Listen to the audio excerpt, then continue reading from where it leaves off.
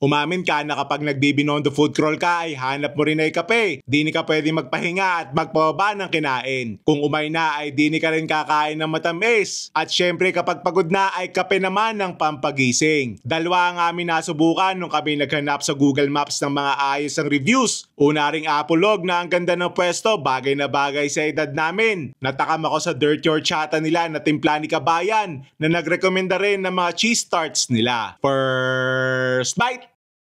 Thank you, Lord! Lasang freshly baked, crumbly and smooth. Tamang-tama ang asim at tamis. Perfect na kapare sa ring dirty horchata nila na kalasa nung sikat na dirty horchata, alam nyo na iyon. Next up pa ring Beanstro. Very Gen Z ang place, bagay sa owners. Kay Aisha yung sea salt latte, sa akin yung Binondo Cacao. Nasarapan ba ako? Let's just say na bumalik kami din kinabukasan na tare uli ang in-order ko. Aisha, tikme kung napapaibig!